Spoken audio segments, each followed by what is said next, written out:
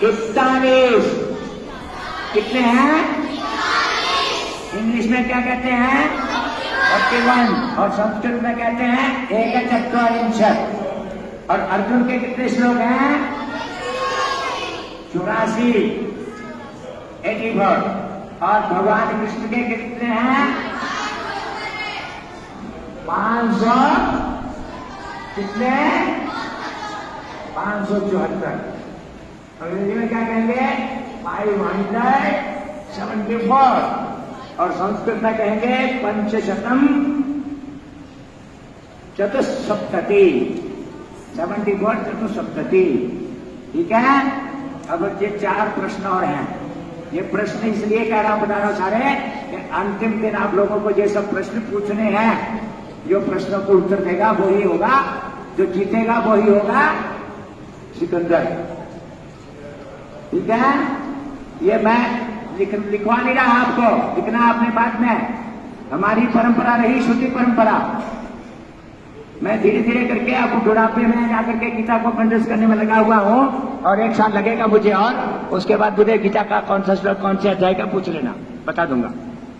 और ऐसे बच्चे मिलते हैं आज जिनको पूरी पूरी गीता कंठस्थ है। और श्लोक संख्या बोलेंगे, केवल अध्याय बोलेंगे, और उसी श्लोक को बोलेंगे। ठीक है। तो कल हमने केवल एक ही श्लोक पढ़ा था, और कुछ और व्यवहार की बातें। अभी हम वो आसन कर रहे थे।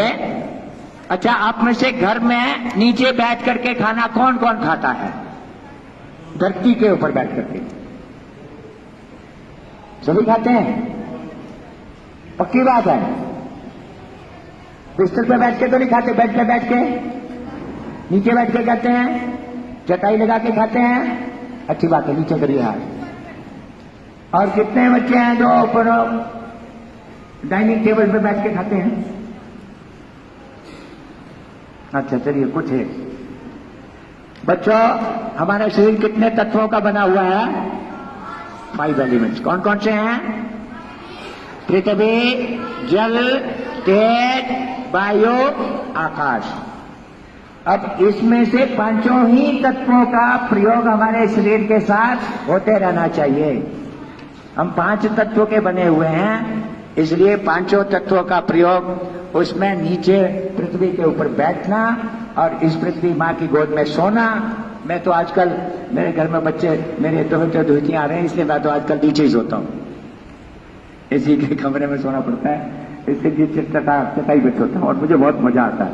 मेरा तो दिल करता मैं नीचे ही सोया करूँ, सच्ची बात है। तो कभी कभी नीचे सोने का अभ्यास, नीचे बैठने का अभ्यास तो करना ही करना है। पूजा, कितने लोग हैं जो बच्चे जब सुबह पूजा करते तो बैठ करके नीचे हो करते हैं? भगवान की पूजा करते हैं ना, तो नीचे बैठ करके ही करनी है। भोजन भी जो डाइनिंग टेबल पे खाने के अभ्यास किए हैं, उनके परिवारों में भी कम से कम, मैं तो कहता हूं, निवेदन करता हूं कि एक समय का भोजन तो निश्चित रूप से नीचे चटाई लगा करके नीचे बैठ करके करें। ये हमारी जो ज्वाइंट्स हैं, संधियां हैं शरीर की, ये संधियां काम करना बंद कर देगी नहीं तो, और आने वाली स्थितियां जो है वो विकृत होती चली जाएगी। इसलिए इस बात का ध्यान रखना। और ये सब चीजें जो है, जब गीता पाठ के साथ कर लेंगे हम, उसमें सब मंत्र रूप में दी हुई हैं। श्लोक को जो है मंत्र है गीता। अब गीता जो है वो भगवान के मुख से निकला हुआ क्या है? भगवान के मुख से निकला हुआ क्या है?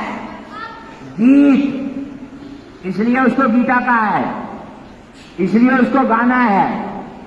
उसके अर्थ बाद में समझ आएंगे, पहले गाना है। और भाषा उसकी कौन सी है? संस्कृत। लेकिन संस्कृत हम पढ़ते नहीं। उसका क्या इलाज है? उसका इलाज जो शिविर है ना, उस शिविर के बाद मैं तो निवेदन करूंगा कि आप सब बच्चों का एक पेरेंट्स से बात करके एक वो व्हाट्सएप ग्रुप बना दिया जाए, और उसके बाद भी मेरे साथ 1 घंटा रोज आया करें आप, कुछ दिनों के लिए। मैं तो ये चाहूंगा। आगे देखेंगे जो होगा जैसे होगा। चलिए, अब कल हमने एक श्लोक बोला था, उसी को दोहराते हुए अगले श्लोक बोले। अभी समय हमारे पास है। ओम श्री परमात्मने नमः।